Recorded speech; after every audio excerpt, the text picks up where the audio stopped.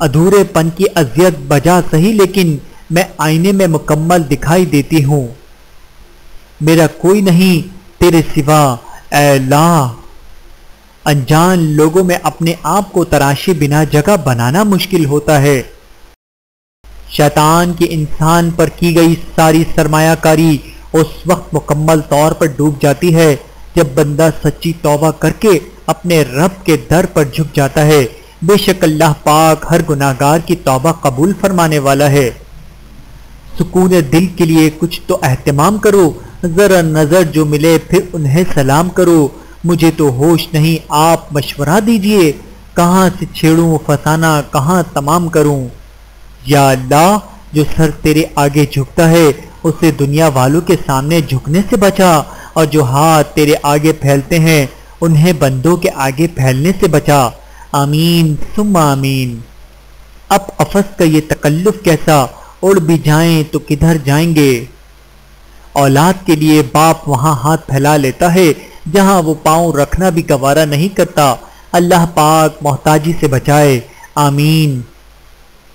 اچھی باتیں پڑھنے کی عادت ہو تو اچھی باتیں کرنے کی عادت خود بخود بن جاتی ہے۔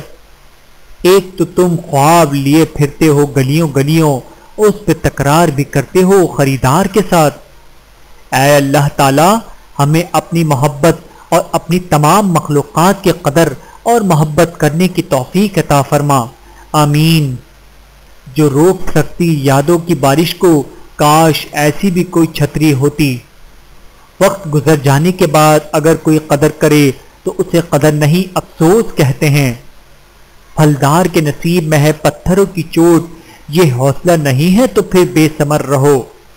شام ڈھلے منہ ڈھانپ کے سونا سورج کی مجبوری ہے، اپنے خوشی سے کون یہ چاہے اجلے دن کو رات کرے۔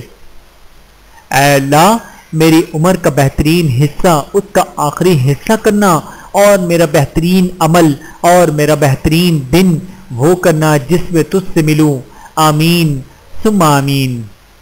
پرندوں کی آواز سننا چاہتے ہیں تو پنجرہ خریدنے سے بہتر ہے آپ ایک پودا لگا لیں۔ جانتے ہو بد نصیب شخص کون ہوتا ہے جسے اپنے رب سے دعا مانگنے کا وقت نہ ملے۔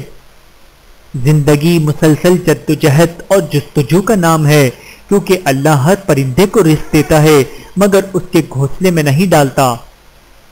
تتلی کے تعاقب میں کوئی پھول سا بچہ، ایسا ہی کوئی خواب ہمارا بھی کبھی تھا۔ رفاقتیں کبھی زنجیر پا نہیں ہوتی، نہ چل سکو تو بچھڑ جاؤ دوستوں کی طرح۔ خاموشی سے بڑا کوئی جواب نہیں ہوتا، لیکن خاموشی سے بڑا کوئی عذاب بھی نہیں ہوتا۔